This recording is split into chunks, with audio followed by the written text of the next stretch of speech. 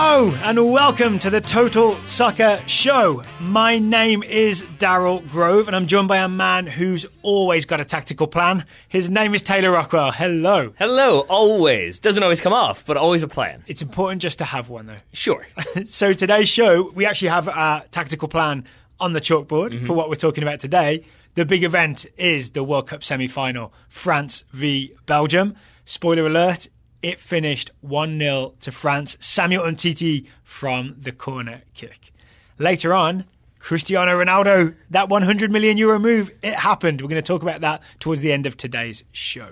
Should we start where the action is, though? Let's do it. Yeah, all right. So, France-Belgium was somehow both interesting and boring. Yep, that's about right. In many ways, because both managers had very sound, detailed tactical plans, and I'm really looking forward to digging into that with you, but I want to start with the goal, because that's what it's all about. Sure. I mean, this was a game that I thought could finish like potentially with 7 goals or with 1 goal, and we finished with 1 goal. We got the 1 goal version. We did. Still only the 1 goalless game throughout this entire World Cup. Yeah, in your face, France-Denmark. Yep. So we saw Roberto Martinez give an interview after this game in English, saying we did everything right, but it all comes down to one set piece, and I think I agree with him. He did, and then it ended with the interviewer then saying, like, so are you, like, okay with the result? And he kind of looked at the interviewer, and then he said, or is it mostly, like, disappointment? And then put the mic back, and he said, it's mostly disappointment. Yeah, see, he even got his tactics right in that interview. Yeah, exactly. He made the interviewer ask a correct question. Yep. So, Samuel Umtiti, he gets the goal with, weirdly, the side of his head. It was an interesting glancing header. The camera immediately you seem to be confused. Like this has happened before when somebody did it with the side of their head, and you were like, "It's so weird." Like, don't you have it the side of your head? So no, I always go somewhere on my forehead. Okay. With the replays I've seen, this very slow motion replay. Yeah. It's not even like the temples; it's really like the side of the head. Are you, really? I thought it was like that temple area that he just kind of does a little flick on header. You know how some people for luck knock on wood. I know you do it a lot, but some people for a joke knock on their own head. When people the part they knock on, like right on the side, is where Umtiti made contact with this ball. Yeah, I mean, I think he's definitely just trying to get like the side of the head flick onto it, whatever part it takes. That's what ends up working. Isn't it interesting that even at World Cup semi-final level, at some stage, it's just get any body part on the ball? I mean, I think that's kind of any level, though, right? Like, if you have an opportunity to score, you're just going to do whatever you can. Yeah. I just find that fascinating. Really? Yeah, because you'd think like everything's so technical and detailed and like it has to be struck correctly, but sometimes it's just a scramble and it's whoever can get there first and get any angle of head to it. That's how you get to a World Cup final. Yeah, I mean, I think that's kind of the way it goes in these games. If everybody's battled, like, if you've got everything kind of tactically planned, as you said, we'll talk about it more later, but it did feel like it was a lot of, like, little moves that set up other moves, but then those were canceled out by other little moves. I think it ends up with, whoever can, like, fight the hardest to get a toe to the ball, that might be the difference. So this 51st minute goal from Umtiti was the difference. It's a corner kick taken by Antoine Griezmann. It swings in. Umtiti heads it in. The camera immediately cuts to Marouane Fellaini, as if he is to blame. Yep. We've watched this several times. He's been framerized. He has been framerized, as we talked about yesterday. Just because you're the last person in the shot doesn't mean that the whole thing is your fault. No. Marouane Fellaini is not to blame, at least not majority to blame. No, I think what we ended on was maybe Fellaini 10% to blame, Courtois 10% just for having to jump back to the near post and not getting the hands up in time. And it's mostly 80% Toby Alderweireld. It absolutely is right. It's Alderweireld who is man-marking Samuel Umtiti, who loses him. Umtiti loses Alderweireld. Fellaini is essentially in a zone trying to cover the ball into that area. Yeah. So he's attacking the ball, but Umtiti gets there first. Yeah. I still blame Alderweireld because he should have either challenged Umtiti or slowed him down or, just gave him a little nudge or something along the way. Yeah. So I say Fellaini is 90% innocent. I would agree with that. I think you could make the argument that, like, because this ball comes in, it's sort of to the near corner of the 6-yard box. Fellaini's moving to meet it. Maybe he could be a little bit faster, but I think whenever you're sort of reacting to a ball coming in, the attacker is kind of already aware of where that ball might be. Yeah. Then you're immediately reacting as opposed to the attacker being proactive. But also, I think if you're the defender, especially in this World Cup, you're keenly aware of if you step across the player who's coming in, or if you put the arms up too soon and knock that player off the ball, or put the arms up and give him a shot to the head, it's going to be a penalty. So I think you have to take that into account. Do you think defenders might be more timid at this point in the World Cup with how many penalty kicks have been awarded? Yes, I do, especially in games like this that are so closely contested that when the set piece can be the difference. I think attackers are aware that refs are looking to see if there's any contact and will definitely sell it if there is any. So is that why Alderweireld just thought the safest thing is to just let him get as far away from me as possible? No, yes, that's probably it. That's definitely it. But I think it is the case that Alderweireld maybe is a little bit hesitant to get too handsy with Umtiti, and so first he lets Umtiti get away and get Pogba and Axel Witsel defending Paul Pogba, so that Umtiti's on the other side of those two. And again, I think Alderweireld doesn't want to shove anybody out of the way. He's not trying to fight his way through. Get handsy, Toby. Get handsy. So he's already then reacting. And I think in these moments, the way I understand them at least is that it's always about fractions of a second and the difference they make. So when you now have those two players, Pogba and Witsel, between you and the man you're marking, now when you're trying to get to him, you're maybe a quarter second behind. So then you're over pursuing trying to get to him. You're already losing. You are. And then I think you spotted this one, that as Griezmann starts his run up to take this corner, that's when Umtiti jumps forward, then jumps back as though he's going to make a run to the back post. I'd call it a feint. He fakes him out, basically. Yeah, exactly. But if you're Alderweireld, you're thinking okay, so the feint was to the near post, and he's definitely making that run to the back post, and because you're over pursuing anyway, now you increase that over pursuit, and now instead of it being a quarter second behind, you're a half second behind, and then you're reacting, and then there's a gap, and then there's a goal. So he was tricked 3 times, right? Pretty much. So basically, he got tricked into giving him his money. Yep. Well, that's not the wallet inspector. But and it's weird because. And to say he got tricked 3 times, you're technically correct, but it's still if you watch it again and you watch it 15 times, you'll see okay, there's one. Okay, yeah, I guess that's one. And it's not to say that he's just bamboozled and has no idea. Yeah. But in the World Cup semifinal, when there are these little tiny gaps, that's when games are won and lost. Yeah. So it's more generous to say it took us a good few rewatches to see what Umtiti was doing and how he lost Alderweireld. And it involved using 2 other players, Witsel and Pogba, and using that feint and timing it with Griezmann. Yeah. For poor Toby Alderweireld, he's doing all this in the space of about 2 seconds. Yeah, exactly. He can't process all that, right? I always compare it, and I really do mean always, because I think I've used this analogy before at high-level tournaments, but it reminds me of Tom Colicchio, for the head judge from Top Chef, at least he was when I was still watching it. He talks about in the final rounds, the producers make the debate seem like who's going to go home, who's going to be eliminated. They make it seem very dramatic, and in reality, he's we really are deciding there was slightly too much salt on this one. Because they're all so good. Because they're all so good. You're trying to find the little tiny nuance. And that's kind of where we are in this World Cup, is that you're looking for those tiny little moments that have major significance. So Martinez got his ingredients right. Didier Deschamps got all his ingredients right. And when the food came out of the oven, there was just one little thing that had too much salt or not enough Toby Alderweireld on Samuel Umtiti. I guess Toby Alderweireld baked his piece for a half second too long, and that was the difference. Wow. All right. Extended analogies, baby.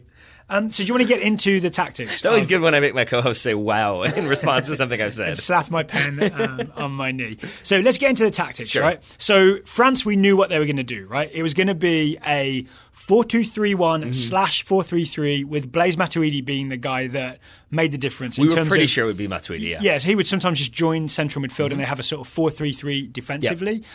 First thing I would say is that they did that to a greater degree than I imagined. Agreed. But what I mean by that is whenever Belgium had the ball and were bringing it forward, France applied no pressure. They did not go chasing any Belgian defenders with the ball. They retreated behind the halfway line, got a back 4, got 2 banks of 3, which is not normally what you say, right? And kept that nice and narrow, right? So narrow and compact, almost Swedenish. It was like the 4-3-3 version of what Sweden do.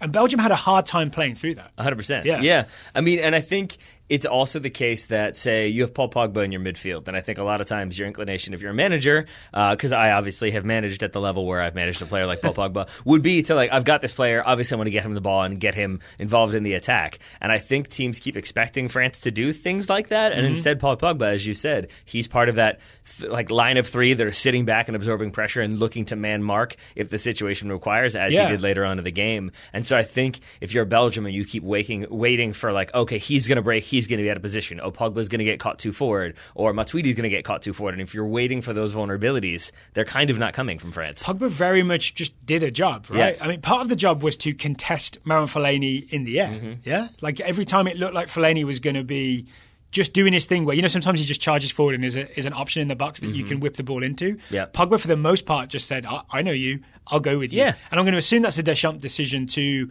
deputise Pogba to do that defensively. Yeah. And I get why that would be frustrating to fans and neutrals alike, because you're not seeing full Paul Pogba step overs and dribbles. I think like George Croatia, our friend of the Athletic, yes, tweeted out something like Didier Deschamps is the guy who buys a Ferrari and then drives it 5 miles under the speed limit.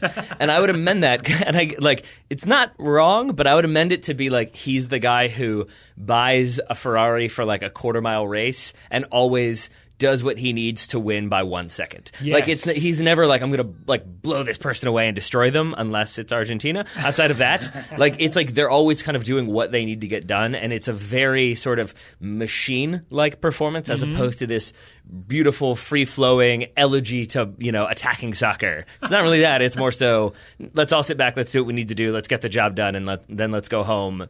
But not go home. Let's go to the next round. Yeah, there's another ingredients analogy, right? Where you look at the ingredients and think, oh, this should be some feast of all desserts. Yeah. But instead, Deschamps put something together that will feed many, many people. Yes, just enough people to feed more than the other one. Yeah, people. Yeah. I want to stick on Pogba for a second before we talk about Belgique. Sure. One thing I really admired about Pogba in this game is that he seemed to be enforcing the sensible approach on other players, right? Talking about when he yelled at Mbappe?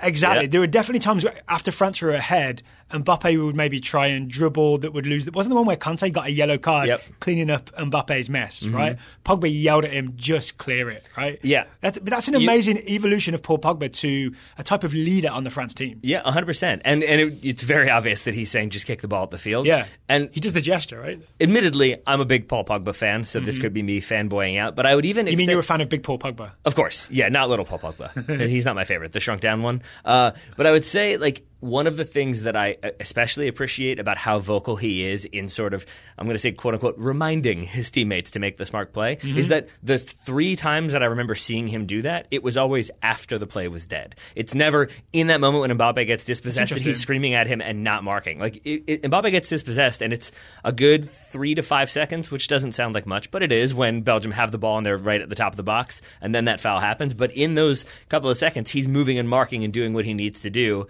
And then Kanté concedes that foul, and that's when he has a word. Later on, when he's in at the left side, the ball doesn't come in, he waits for it to go out of bounds before he gets frustrated. And I think that, again, it shows his progress as a player, that he's not just pouting and yelling and sulking. He's then responding and doing what he needs to do because he's part of a system, and then expressing his discontent once the opportunity allows for it. And in terms of expressing his talent, the opportunities he had were when France sat in that 4-3-3, when they turned the ball over.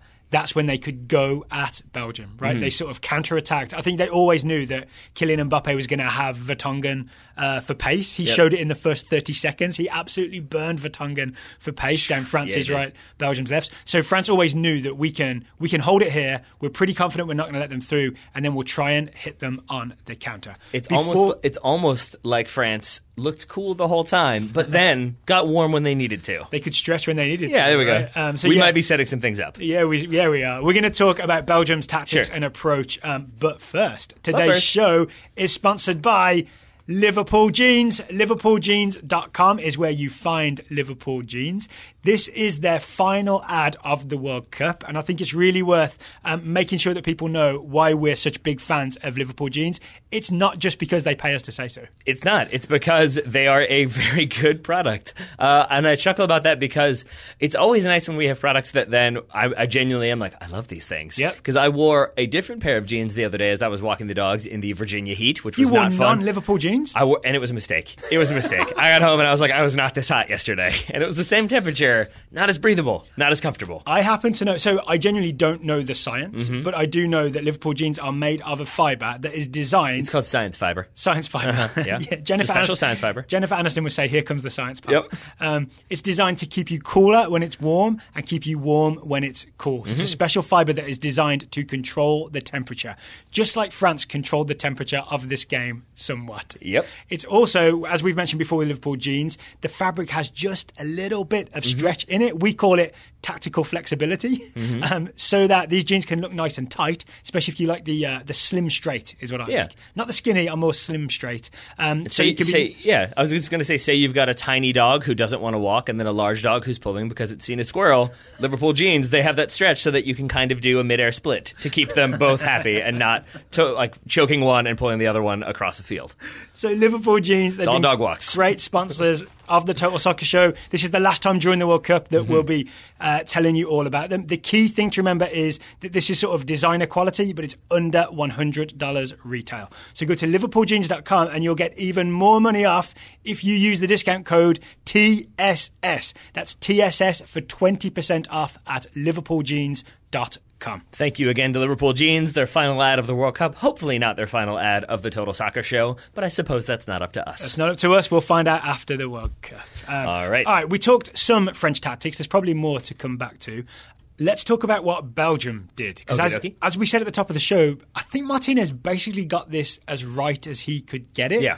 With the only exception that he told Toby Alderweireld fall for all of Samuel Umtiti's tricks. Well, yeah, that's not ideal. But apart from that, I think he got the setup right. I would agree with that. I would say there's a few little things he maybe didn't or adjustments he made that didn't work, and then I think it's to his credit that he was quick to adjust those adjustments to try to get them to work. All right, so let's start with shape. So what we liked against Brazil, Belgium v Brazil, is that they had two formations for the price of one, right? They would shift from a defensive shape to an attacking shape and back again, and it mostly worked, and they won that game.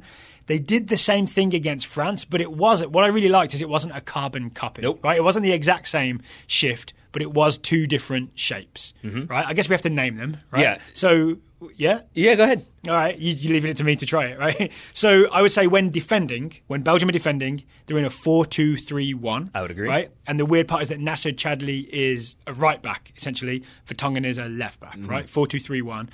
Then when they got to attack... I would say... Before you say that, sorry to jump in, I would say when they got to have sustained possession is the difference. Because when they're attacking, I think it was just sort of they had patterns that they wanted to counterattack with. Yeah. Then if that counterattack turned into, never mind, we'll cut it back, we'll possess, that was when I think you saw the shift to what you dubbed it a 3-2-4-1. That's what I was about to say, yeah. When they had sustained possession, they would end up in a 3-2-4-1. So you'd end up with Vertonghen stops being a left back in a back four and joins a back three of Vertonghen left, Company centre, Alderweireld right. Nasser Chadli just goes all the way up from right back to essentially a right winger. But you still had, here's the difference for what they did against Brazil. When they were attacking, they still had two defensive midfielders sitting in front of the back three. So that was Moussa Dembele, who's new to the starting lineup for this game, and Axel Witsel once again. So they always had a 3-2. The key, I think, the reason this mostly worked is that they could attack, they could get width, right? They had their two wide players, which ended up being Hazard on the left and Chadli on the right. But they still always had two defensive midfielders sitting deep, so France couldn't murder them on the counter-attack. Exactly, because the two sitting deep is key. Because sorry, I said murder, I meant Mbappe. Mbapper? You can make it work somehow. But I think, you're absolutely right. The two sitting deep is key because usually if you've got that back three, if you've got the attack going on, if you're that back three, you're going to be kind of compact, kind of narrow, whatever phrasing you want to go with, and so you're going to have lots of space on the flanks. Or you get stretched out trying to cover too much ground, and there's massive holes between every player. But what those two sitting deep was, it almost made it into an M. That you had like left center back, holding midfielder, and then dropping back to a center back, and then the other holding midfielder, and then the right center back. So you could really cover so much more ground. So even if Mbappe was able to get the ball, turn and try to come down that channel, which he did, he regularly had Vertonghen kind of standing there blocking off that immediate counterattack option. So what he had actually was always Vertonghen and Moussa Dembele, right? So Vertonghen would try and show him inside because he knew that if he went outside, it's goodbye, right? You're just looking at Kylian Mbappe's heels.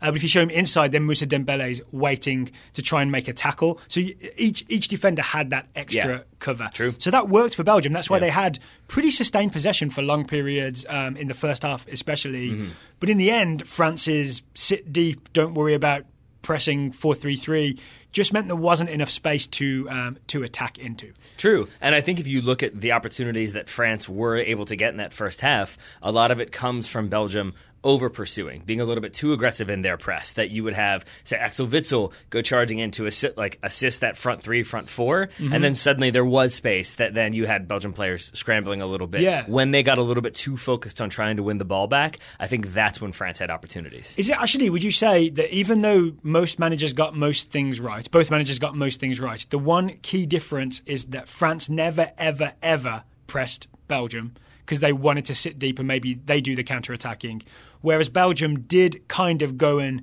chase the ball when France had it. Not in a Jurgen Klopp kind of way, not super aggressively, but enough that it stretched them out a little bit. You don't look fully convinced. I would give you Exhibit A is the corner that France won to score their goal. No, it's not that I'm not convinced. I'm trying to decide if that's like the major only thing or like the only minor thing, because I think there were other things that Roberto Martinez also did in conjunction with pressing too much that caused problems. But I do think you're right that when you have two counterattacking teams, we've talked about it before, it's the military on the high ground, sort of which one's going to leave the high ground first. And I do think you're right that France maybe tempted Belgium into leaving the high ground, and then that caused problems. Yep. Yeah, I think that's exactly right, yeah. And again, I direct people towards the corner kick that France won to score the TT header on the corner. If you watch it again, Belgium are a little bit like stretched forward and stretched sideways because they've been chasing the ball, and France are able to... That's the one where Witsel goes charging forward, you're right. He does, yeah. Witsel goes charging forward, and I think Matuidi ends up running kind of into that gap. Yeah. Then he squares it into Giroud. Giroud's shot is blocked by Vincent Kompany. Yeah. Then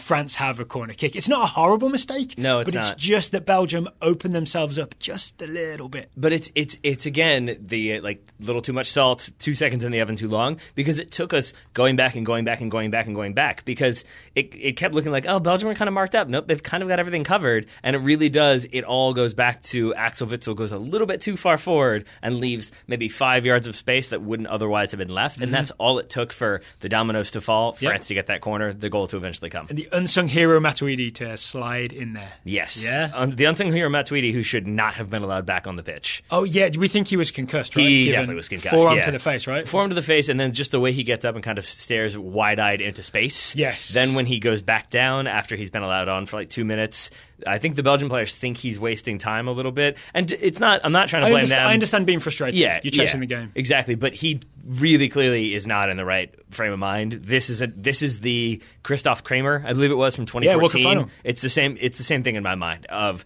the emotions of the moment and the pressure of the moment supersede the health of the player, and that is not the way it should be, and there are doctors there who are supposed to prevent that. I don't think they did it today. No, yeah, and I feel like this is a whole separate conversation, but I always feel like doctors should have more authority to just say, hey, all you soccer players, coaches, let's shut it down for a couple of minutes and we'll deal with this first. And I would say, I think it goes hand in hand the way the Belgian players reacted and some of the stress on getting the player back onto the field. I kind of blame the official here, and I blame the official for... What, you mean the referee? Excuse me, yeah, the referee. We had, 6 minutes of time added on at the end of the game? Yeah. I think maybe we had the ball in play for 2 minutes of that, maybe 3 minutes. And it feels like in this World Cup particularly, it's been, if there are 6 minutes added on, maybe they'll wait until 96:05. But usually it is 96 that whistle goes. And so if you're that team who sees 6 minutes added on or knows that time is dwindling and knows that ref isn't going to add on the 4 minutes for this guy being injured, he's going to add on 2 minutes. And even then, when this player goes down again, maybe he's not going to add on more. It kind of...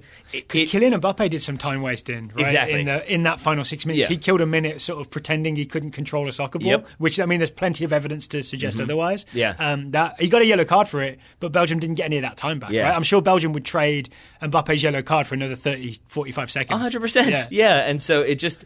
I do think those issues are connected, that the reason the Belgian players react so strongly to Matuidi going down is because they know time is wasting and he's not going to add this back on. And then I think the referee confirms that when he doesn't add on time in extra time or in injury time, but then also throughout the game. Yeah. So that's one thing that I wish had been a little bit better about this game. One thing maybe we haven't talked about is Belgium's attack. Yes. So I'm interested in what Roberto Martinez asked his attackers to do. And I think the thing I'd like to start with is Eden Hazard. Agreed. So Eden Hazard was way farther out wide than we've seen him this entire tournament. And this is one agreed. And this is one where very quickly that I keep alluding to the little things that they did get wrong. I think both managers adjusted. You think he got this wrong? Yes, I think this is a pretty strong example of a thing that Martinez game planned for, and that I think there's maybe an argument to be made that he overly planned this one.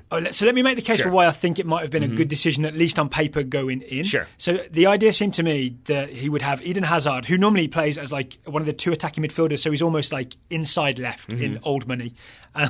Him being outside left and pushed quite high up means that Pavard, the right back, who has caused some trouble going forward, can no longer venture forward without being terrified that he's left a whole Eden Hazard in behind him, and that hopefully that maybe cuts off some of the supply line to Kylian Mbappe further down that right-hand side, right? And also that Dembele and Vertonghen kind of have that side covered, so Hazard's free to just attack wide left. I can see the logic in all of that, I think. Yeah, I agree. And I think it's evidenced by in the first 10 or 15 minutes, Hazard gets the ball in space down that left side twice. And you can see Deschamps walk out. He says, Ben, to Pavard. He does, and then he says, stay back. You can tell, and it has worked, that they've basically forced Pavard to stop making those overlapping runs. He does it a few more times. Obviously, he drifts forward a little bit. But for the most part, he is very much focused on staying back. So that succeeds. Then the problem, though, is that what do you do after that? And it ends up being Eden Hazard standing on the touchline with Pavard standing next to him. And you have now, yes, you've cut out the attacking right back of France. Yeah. But in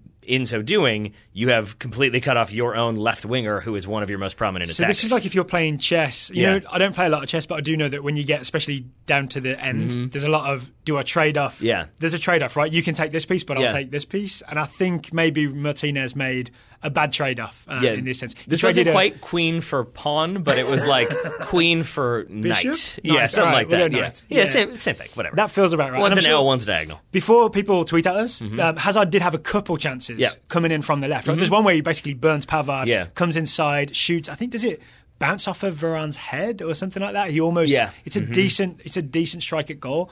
I think, I'm coming to your way of thinking now. I would argue if Hazard was allowed to be farther in field, maybe he gets more of those running at the defence opportunities than if he's pinned out on the left in a queen for knight situation. Yeah, agreed. And I would also say this is where I would have expected Martinez to sort of just be based. I think I'm basing a lot of this on Brazil and maybe his time with Swansea more so than his time with Everton.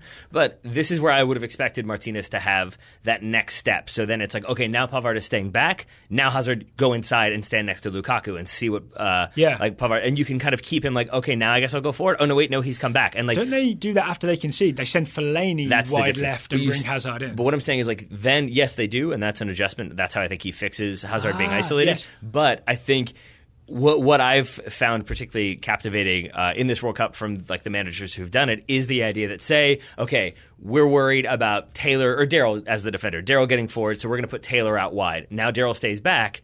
But then, yeah, you probably do. But what I'm saying is then I would expect that manager to then be okay, now Daryl's staying back. Now Taylor, now you come inside, and either Daryl drifts inside with you, or Daryl stays outside, but he's not going forward. Oh, so you need to phase two. You would expect it to then be more adjustments to keep France kind of reacting and on their toes, as opposed to on their toes going forward. Yeah, and it needs a Nick Fury to unite it and take it to phase two. Exactly. Yes, and so then in the second half, I think you're absolutely right. That the way they solve it is, or at least attempt to solve it, is they pull Fellaini wide, they have Hazard come more central, and then Fellaini makes those runs into the box to get on the end of crosses. I think Deschamps... But then Pogba's waiting. Deschamps moves and counter moves, and he's all right, you're going to send it to Fellaini? I'm going to send my 6'4" guy to challenge him in the air, and I think more or less deny the service, right? Yeah. I don't remember any Fellaini headers at goal. No, yeah, because it's after Umtiti scores in the 51st, you start having that switch where then Fellaini starts wide, comes central, especially in the 65th minute.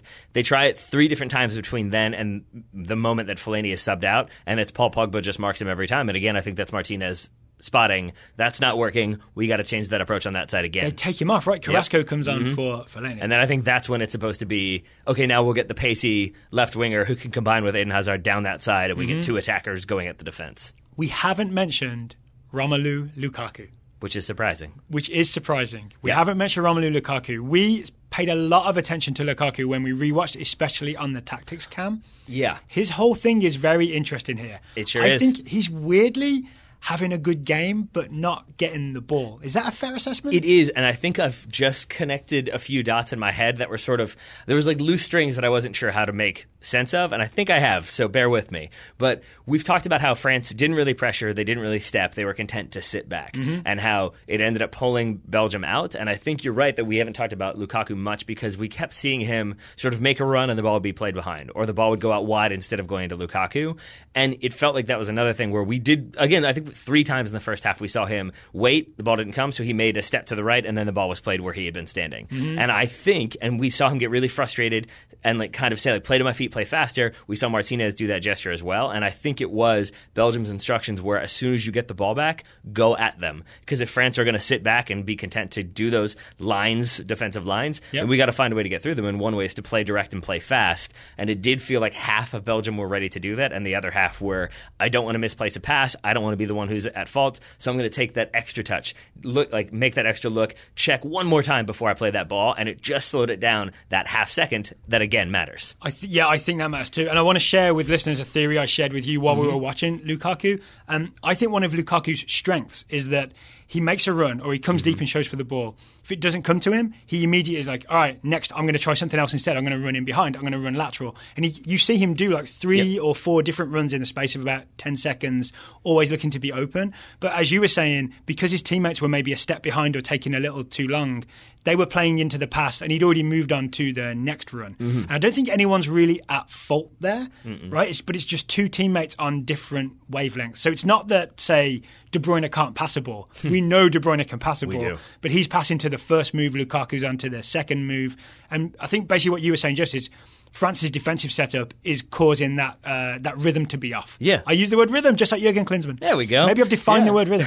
Because even, it was the 14th minute of the game was when basically the ball was like, they tried to play it into Lukaku's feet. He had already started that run. You see Martinez say play faster. But right after that, Belgium turned the ball back over, or France turned the ball back over, and it's basically Belgium not ready to go in like an aggressive attacking approach, and they end up losing the ball again. And part of that is because France, even though they have a counterattacking opportunity, it's basically Belgium trying to do the yo-yo press. The counter press. France do send numbers forward in the sense that they send 3 forward, and I think it ends up still being 7 defenders back for France when they turn that ball over. So Belgium are haha, we're away. Oh no. It was 4v8. Okay. I remember us pausing and counting. It was 4v8. Yeah, so even when Belgium, I think, things go right, and they're like, haha, we've won the ball back, we're at midfield, now we can go at just those back 3 or like the back 4 for France.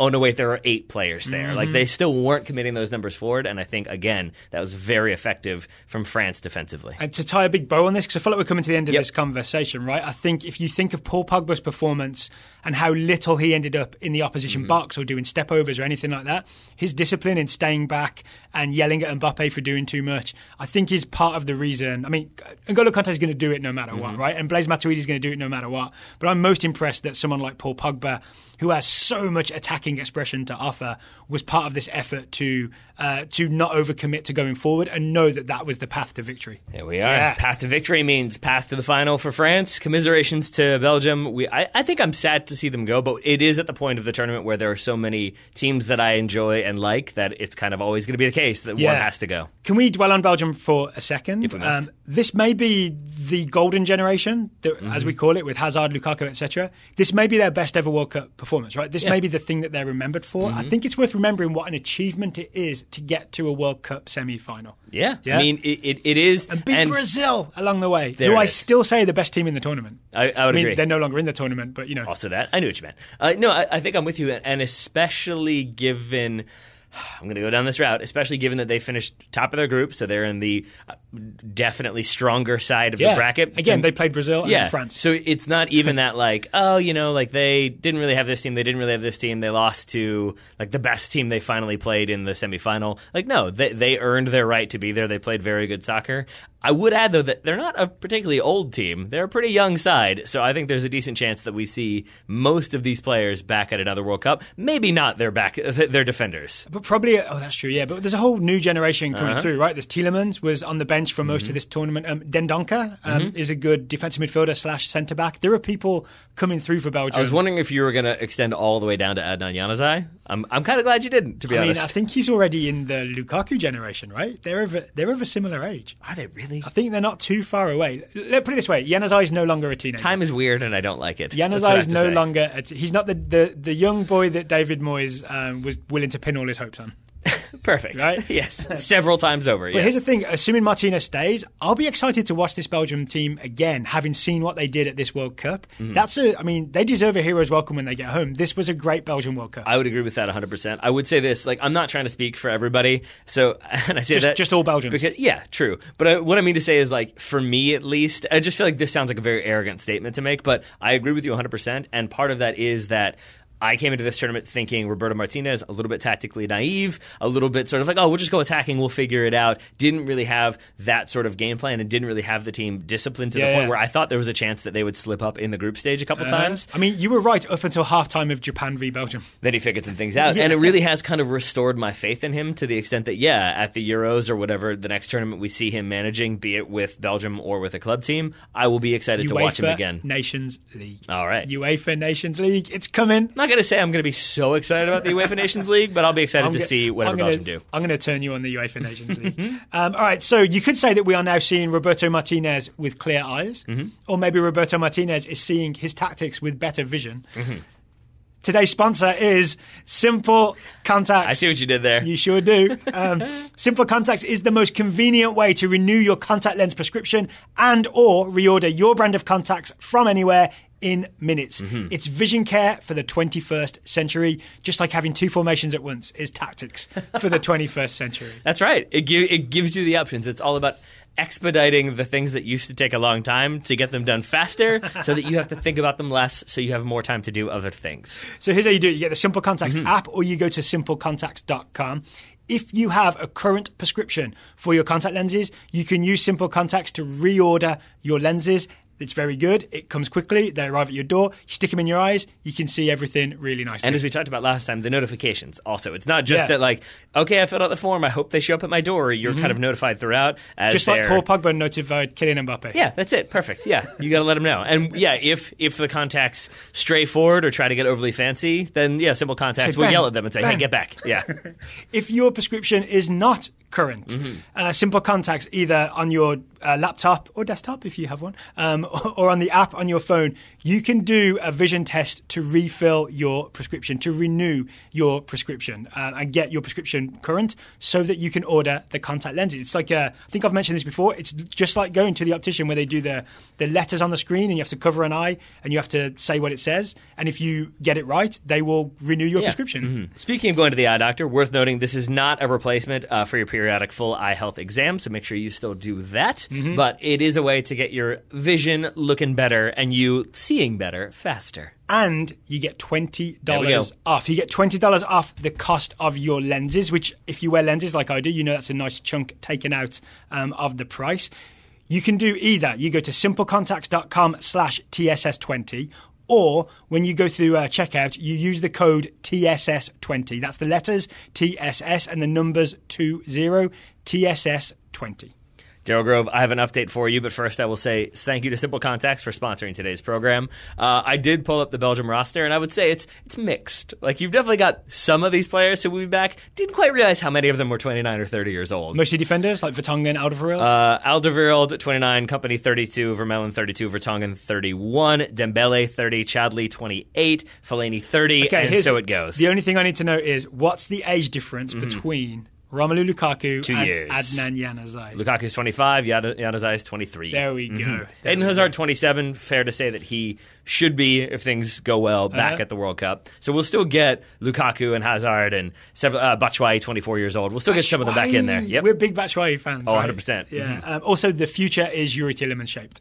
That makes sense. And De Bruyne is 27, so he should be there too. So one more World Cup. One more KDB World Cup for us. All right, let's move to more game in the World Cup semi-final. There we go. I connected it. One more semi-final. Yeah. England, Croatia. Yeah. It's officially Croatia, England, but I think I'm tipping my hand in terms of which team I'm most interested in. I did that yesterday with the show notes. Don't worry about it. England, Croatia. It's tomorrow, 2 p.m. on Fox. It's England in a World Cup semi-final. I am obviously thrilled and excited. Taylor's got his waistcoat. You got your Southgate waistcoat. Waistcoat's going on. Have you heard in England they're calling it Waistcoat Wednesday? There's going to be a lot of people wearing waistcoats in temperatures that are far too hot to wear waistcoats. And it breathes. It's a breathable fabric. Yeah, that's because we have air conditioning here in Total Soccer Show Tower. No sleeves, baby. Here's my question. You've got to wear a shirt under it before you ask that. That was what I was going to ask, is how many, when they do the cut back to like the Flatiron Square or whatever it is, how many There's going to be a people- lot of viewing parties tomorrow. There are going to be multiple ones. But when they show us them, Hyde how Park many as well? people do you think we're going to see doing just the vest with no shirt combo? More than I'm comfortable with. That makes sense. Yeah. Yes. Uh-huh. I feel like most of them are going to have shaved heads, too. Yeah, also that. Yeah. All right, England-Croatia. We did our big preview on yesterday's show. If you're looking for an England-Croatia preview, we did like 30 minutes or so, right? It was a deep dive into how these two teams match up with each other. Right. So I think maybe today we should just go with any like updates we have, right? I mean, it's not quite an update, but Simi Vrsaljko, the right back, still expected to miss this game. There's a chance he's back, but again, it's one of those, do you play a player who's not going to be 100%, or do you play a player out of position, likely Vida, who would be 100%, but is playing a different position? You break up those two center backs. So what I read is that Vrsaljko basically isn't fit to play this game, right? If you remember, he pointed to his knee against Russia and immediately did the rolling finger substitute sign. Yep. That's not a small thing, right?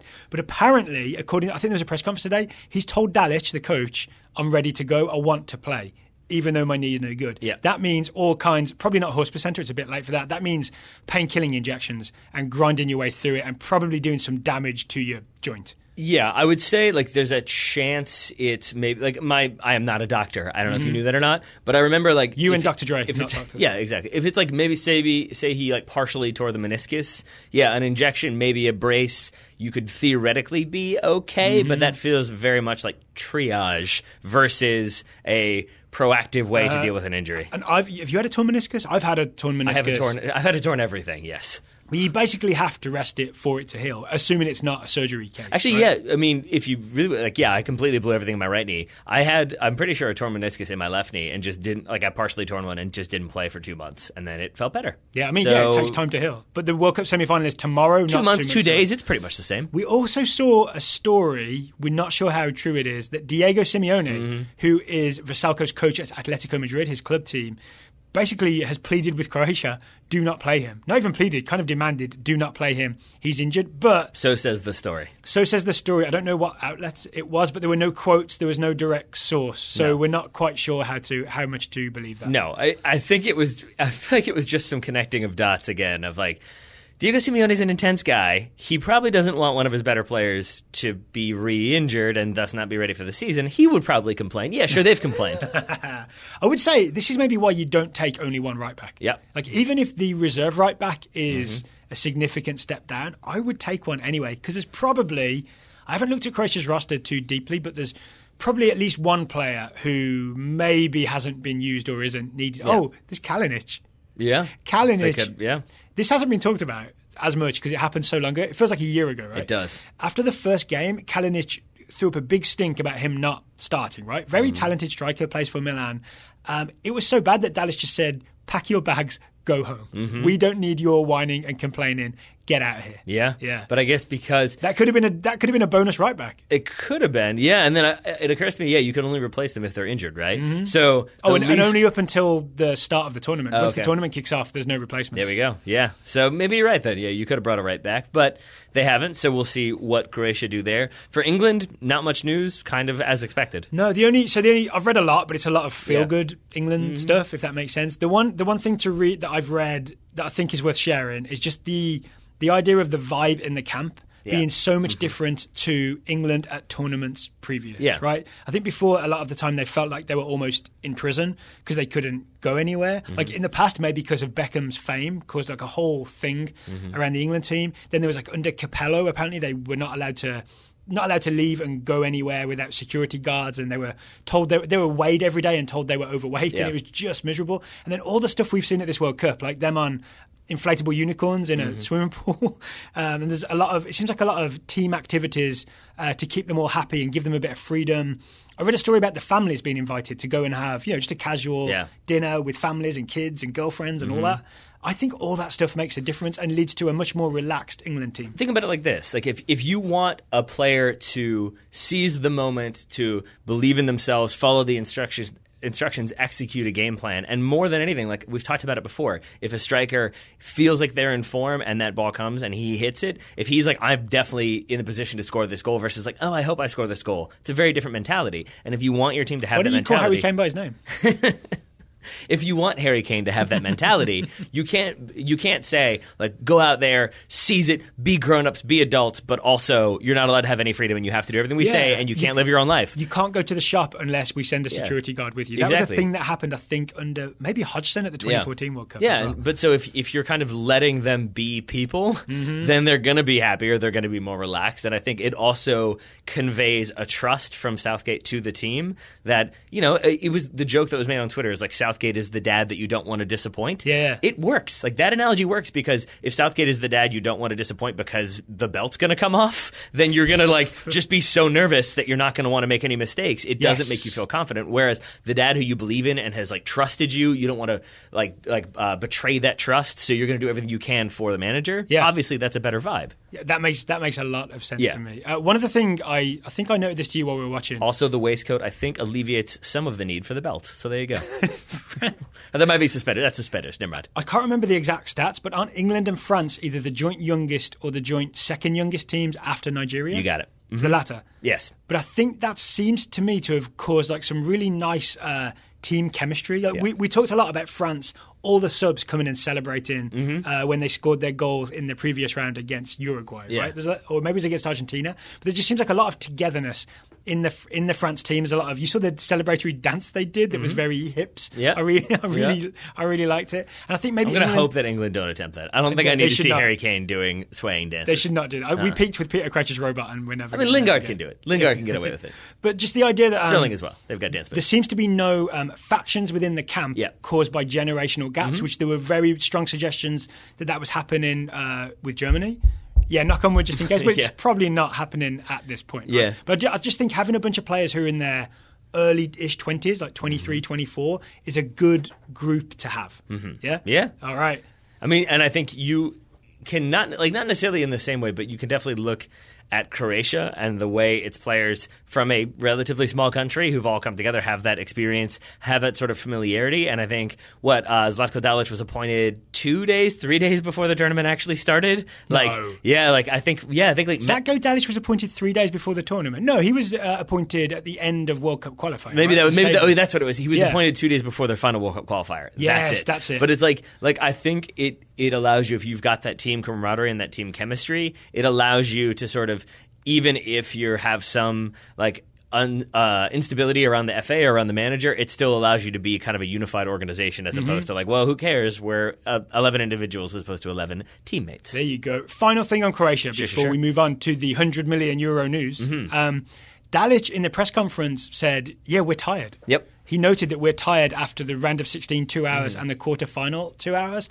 And I'm struggling with how much to read into that. Not much. That's what I would say. Why so? I think, you kind of sent this out right away, is that feels like a quote taken out of context after several persistent questions. Oh, yes. So it's in my mind the equivalent of if Daryl Grove is doing a press conference about Daryl Grove FC of your own team now, and it's just like people keep asking you, are you going to sign this player? Are you going to sign this player? Are you going to sign this player? And eventually you're like, look, we're open to offers. We're always interested in bringing in new talent. I have nothing else to say. That headline is, Grove indicates willingness to sign X player. That's the way it goes. And I think in this case, it feels like he got a bunch of questions about, are you feeling it? Are you feeling the two penalty shootouts? Are you tired? Are you tired? And then he said, we're tired, but we're fine. And the headline becomes, we're very tired. I think there's a big difference or a big mismatch in how news is reported because that's the headline on multiple stories.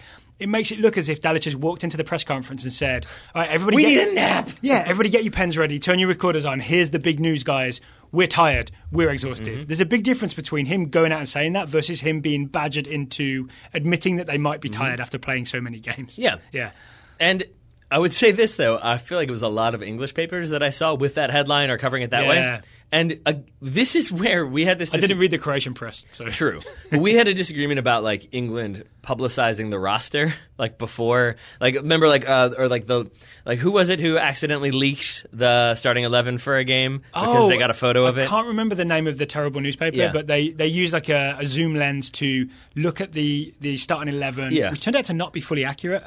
In the hands of assistant coach Steve Holland. Right. Yeah. I didn't agree with you that was sort of like sabotaging or doing a disservice to the team. This, however, I do, is because it sets up this idea that like, oh man, even the Croatian, like if you're just like read that headline and then go about your business, you're going to think, oh man, even their manager's saying they're exhausted. They've got no chance. And when Croatia come out there and run for 90 minutes or 120 minutes or whatever, it sets up this like, well, he said they were exhausted and yet you still let them outrun you? What's wrong with you, Southgate? What's wrong with you, England? It like sets up a way to fail if you're England. So final thing, just me personally, I'm looking forward to watching this game with you tomorrow and whoever else happens to be in our office. I think Pav might be coming by. Me and Pav were cheering for French yellow cards. You sure? Or no, you were cheering for straight reds for time wasting. I mean, tongue very much in cheek because that wasn't going to happen, right? Al Franken called that kidding on the square. I like that phrase. Kidding on the square is what you both were doing. I wouldn't have been against it if it had happened, right? But I'm genuinely just happy England have performed at the World Cup and have the penalty shootout memory and a quite comfortable quarter-final win. So in a weird way, I feel like the pressure's off tomorrow in terms of how this tournament is perceived for England. I'm just happy that they had a good tournament. I want to say that now so it doesn't sound like me being overly rose-tinted glasses tomorrow if they lose, and I'm on this podcast saying, it's fine, they had a good tournament, it was all good. You know what I mean? Well, I'll be sure to turn to you if and when England lose tomorrow and say, hey, you had a good tournament, you're at the semi-finals, and I will expect a slap in the face. We'll turn the mics on for that. All right, enough England. I feel like I've rambled a bit about England. It happened today. It's official, right? Cristiano Ronaldo is leaving Real Madrid and moving to Juventus for 100 million euros, where he will be paid. I've seen this reported in different denominations. So £500,000 per week, which is still about €500,000 a week, give or take, right? Yeah, I mean, €30 million a year. €30 million a year at a 4-year deal or 8? Or no, so excuse me, it's a 4-year deal for Ronaldo. But then the way Italian tax law works is that whatever you pay, I think you have to pay that equivalent amount as tax. So basically they're paying him... So it's 100% tax rate? So instead of 30 times 4, add it to 30 times 8, that gives you 240. So plus 100, that's 340 million for this transfer. Wow. Okay, I've just done some... And for the full amount of his contract. I've done some like pounds to euro number crunching of my own. Unless I've got this horribly wrong, it's 576,000 euros. 576,000 euros per week. Wow. That's decent. So, I mean, so it makes sense for Ronaldo financially. Certainly. Does it make sense for Ronaldo career-wise to leave Real Madrid, 3-time Champions League champion, and go to Juventus? I think so. Why so? I honestly think everything about this makes sense, as weird as that might sound, even with me reporting those numbers. I think because it looks for Madrid and for Ronaldo like Juve have gone above and beyond to get his services. That's too much money for a 33-year-old. They spent $100 million on him. They're giving him the salary that probably no one else could have given him. So it makes it look like, hey, we really want this player. Madrid can sort of be like, look, we got a ton of money for a player who you could argue, I would not, but you could argue like, they're kind of over the hill. We'll reinvest it in younger players. We're great. So I think it makes sense for both of them. And then I think for Juve, it makes 100% sense. So can we address the Real Madrid part Sure. first? I think this is interesting. I weirdly agree with you that even though Ronaldo would have been one of their best players next season, that at some point you have a figure like Ronaldo, at some point you have to move on from him being the leader of your team, right? Because then at some point you end up in what I would call a Raul situation with Spain, say, or with Real Madrid, where maybe he's not quite the high-level performer he once was, but he's still massively influential, and you can end up in trouble with a player that isn't a top performer, but is a top influencer. That becomes a problem, right? So by selling him now for a good offer, they have allowed themselves to restart the whole next generation of what's happening at Real Madrid before they run into that Ronaldo problem. I think before anyone tweets at us, I want to make clear that wasn't coming next year, but it might have been coming the year after or the year after or the year after. No, yeah? but I so think deal with it now. But I think what would have been coming this year is there's already going to be an insane amount of pressure on Real Madrid, not just because of what they've accomplished previously, but because of Lopetegui, that he is now there. I forgot they did like that. Spain, they ruined the World Cup. If you wanted to argue it, you could argue that they ruined win Spain's World Cup, so there's already going to be immense pressure on him. And I do think, to your point about Raul, there's an element of Lopetegui coming in already has that pressure. And is it his team or is it Ronaldo's team? If he needs Ronaldo to go play left midfield or to do other things to come off the bench, does Ronaldo do that? I don't know. Is that maybe what we speculated after we did the Marcotti story? That's kind of what the rumoured move and then it not immediately happening. That's sort of what it was about, right? To feel out where they were in relation to what they expected from Ronaldo. Yeah. So do you think there was a meeting with Lopetegui? He's like, how do you feel about playing left mid? Yeah. And Ronaldo said, arrivederci. Yeah. Yeah. Well, I think that's part of it, but I also think that like the two players in my mind on that Madrid team who you would have difficulty telling this is what you need to do. Like, there's two players on that team who I think maybe are slightly above any given manager, and one of them is Ronaldo, and one of them is Sergio Ramos, who was reportedly furious that Lopetegui was fired. So you've kind of already you've already got Ramos on board with Lopetegui. Do you want to run that risk of Ronaldo? Again, this is all speculation, but again, it's why it makes sense to me that you sell Ronaldo, you have a ton of money, you can reinvest it in one of, I would say, 5 players, and then you kind of rebuild from there. Okay, before we talk Juve, the Ronaldo sale does set Real Madrid up, just based on... So I think they've still got a great squad without Ronaldo. They could be fine, right? Just Bale plays more minutes, it's all good, right? It is. Asensio and Isco are rising up. It does look to me like they will do a Galactico signing on the back of selling Ronaldo, just because... I don't see how they don't. Because that's how Florentino Perez functions, right? I mean, if you want to stay president... it sets up a summer. It sets up an exciting summer. It sets up an exciting summer where Madrid are either they've already got something in place and it's going to come real fast that, X player has agreed to join Real Madrid tomorrow, or they're in a lot of trouble, I think, because it is a scenario in which they've sold the player and now everybody knows. Man United do this every season and it always makes my head explode. They sell the player and then everyone's like, all right, we know you got money now. We're going to jack up the fee we're going to ask. So unless they've already kind of gotten to advanced negotiations, for example, I think Harry Kane just signed a new deal with Tottenham or has like 5 years left. So it's going to be very difficult unless you've already been negotiating with Tottenham before this news became public. Yeah. Same thing for Neymar. So I don't really know where they go aside from making a hard run at Eden Hazard. That's interesting. Just like Eden Hazard makes hard runs at defenders. Yeah, that makes sense. So, Juventus. Yeah. What are Juventus getting for their money? Ronaldo? Yes. Ronaldo still... Yeah.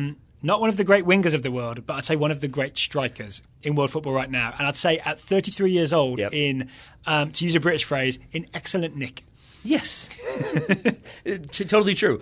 I would not be surprised at all to see him playing for Portugal at the 2022 World Cup if things continue as they are. And I do think there is that sort of track record at different Italian clubs for different reasons of older players being able to continue to play into their 30s, into their mid-30s. So I think that makes sense. I think it especially makes sense. They closed the Milan laboratory.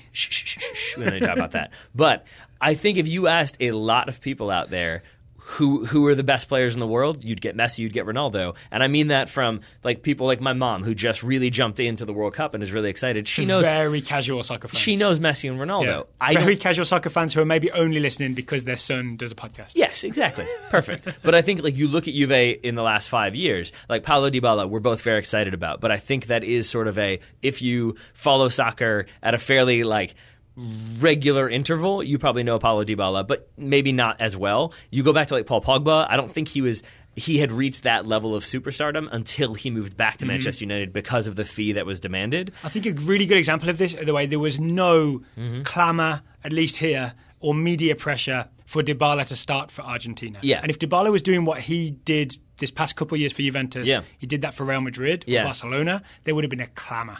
Agreed, 100%. So I think Ronaldo immediately gives Juve that much more visibility at a time when... because now everyone knows Juve's name because they're the team that signed Ronaldo. Exactly, and because this is at a time when they've been winning Serie A. Like, it's what they do. And Inter have strengthened. Milan have theoretically strengthened. Roma the same, theoretically again. Napoli still doing what they do, maybe. But have lost their manager. We think there's a lot of maybes in there, but there's not a lot of maybes about Juve. They're going to challenge for the title pretty regularly. So how do you elevate above that? You bring in a player like Ronaldo, who now will have people who love... Alberto Totti, our former co-host, who loves Ronaldo, he will watch Juve games. He would not have watched them last season. Like, that's how it will go. You're going to get more eyes. Yeah. You're going to get more people caring. You're going to get bigger sponsorships. I don't like calling Albert former co-host. I always like to think he might come back one day. You never... I mean, I'm sure he'll jump on at some point or another, but... Albert, the door's always open. Yeah. Unless we're not here, then it's like... That too, yes. So I think it makes sense for all of those commercial and economic reasons. It is indicative of the modern game that we have not yet mentioned how Ronaldo will fit into Juve's team. And I do think part of that is because I don't think Juve's team right now is Juve's team in 2 weeks. Why is that? Oh, because they'll probably have to sell for so. financial fair play. Yeah. So what, maybe Mandzukic, maybe Higuain, maybe I would say Costa, those two names are the big ones. Yeah. I would say Higuain, there's a lot of rumors linking him to Chelsea. That seems dependent on Sarri taking over there. So we'll monitor that. Mandzukic has been linked with lots of clubs as well. So after the World Cup, obviously, if you're a new listener, I think this is maybe worth pointing out. We do not stop, right? We'll have a short break because we're going on tour, so we can't record every day. But we're going to cover transfer rumours. We're going to cover season previews, our Premier League previews, as all the teams get ready to go again in August. And I had genuinely forgotten or never knew, one or the other, that the transfer window ends, the night before the first game? Is that how it works? In the Premier League, they're closing the English transfer window the day before. Yeah, the midnight before the first game kicks off. The first Premier League game, not Community Shield? The first Premier League game. So it's going to get real intense real fast. So the rest of Europe can continue till the end of August, but England's spending will be done, and a small part of Wales' spending will be done by the time the season kicks off. I didn't think we'd be talking about this, but I'm thrilled about this development. I think it's really interesting. Well, I think, but also you might see some teams caught short, right? Yep. But it also may force some English teams to do their business early and then be able to have the strength to say no. On August 20th, because they know they can't replace someone, so we are absolutely not selling this guy. Yes. Yeah. I also have a feeling there's a slight chance that this is the one time we see this happen. Because if you have all of the spending happen on the transfer deadline day for England, usually that coincides with transfer deadline day for most of Europe, or at least for a lot of the clubs in Europe. I just feel like there's a chance that all of those clubs now wait until the English clubs have stopped driving up prices, and then they're like, hey, player and club who wanted $40 million from Europe or from England but didn't get it, we'll give you 20. And then those English clubs are like, we have made a mistake. Made a huge mistake. All right, I think we should wrap it up, right, Daryl? I see. I think that's a good idea. All right, well, thank you for taking the time to talk to me today once again. Right back at you, buddy, once again. Listeners, thank you for listening once again. Oh, hello to David Friedlander, who I met last night. Did you? The Mondegreens were very good. Yeah? The mondegreensmusic.com if you want to hear for yourself, Taylor, or if our listeners would like to And hear. that's the Monde, M-O-N-D-E, greensmusic.com. I assume Monde is like French for world. So very... Coupe de Monde. Coupe de Monde. Coupe de Monde. Yeah, so thank you to everybody for listening, and we will be back again tomorrow with England, Croatia.